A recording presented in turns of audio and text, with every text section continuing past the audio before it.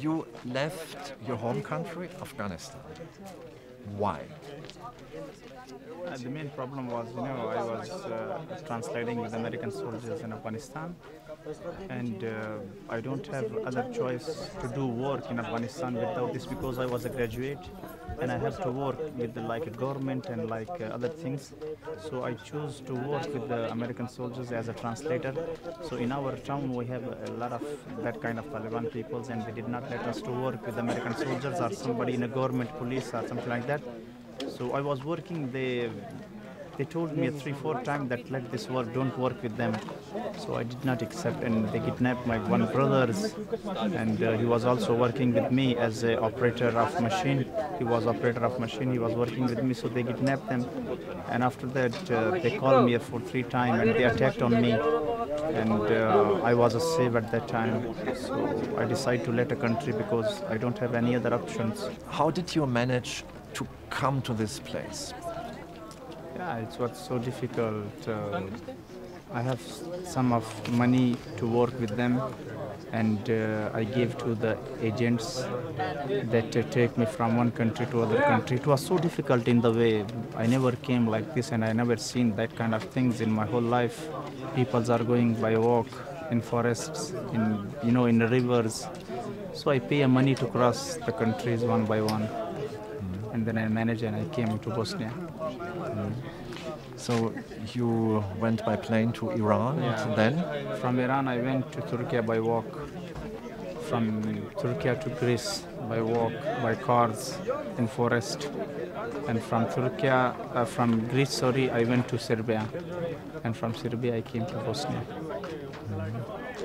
So what was the money you had to pay for this long travel? Yeah, money was 5,300 maximum like this euro. And during this long travel, you mentioned you saw and witnessed things you never imagined. Yeah, So what exactly? Exactly, I seen that kind of things in the way, because if you are in the way, in forest, in a river, if you will become sick and you can't walk, so it means that nobody will help you at that time, and they will let you.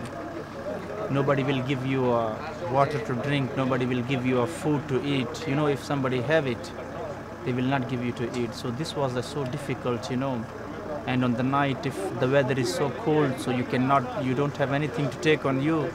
So it's so difficult to sleep. The way was, all was a danger. We crossed this all dangerous way. Sometimes I'm thinking that I see a dreams. It's not true. Since quite some time, Europe is closing the borders. It's not easy to access the territory of the European Union. So how you want to manage this? Now, the most difficult is, the policemen did not let people to go to Bihaj. They did not let us in a train, in a bus also. But many of people are going from Croatia by walk in forest. So it's difficult to go, but the problem is the money. If you will pay the money, they will take you with themselves to cross the borders. But by walk, in forest, in rain, in the rivers, so you have to take this risk. But they will take you with themselves to cross the border. But they need the money. That's the main point. Mm-hmm. Yeah. Your professional dream. What is your dream for the next years? Professional dream to be in France, and to be a heavy translator, because I can speak 7 languages, and I want to be a translator over there to help refugees people same like me. I have to help them, in a translating. Always in any of camp, when I went over there in a different camps, always I help them, because they have a little bit problem on the languages. So I help them. So my dream is to be, successful in the future, to call my family from Afghanistan to settle in France and to work. That's the main thing that I want.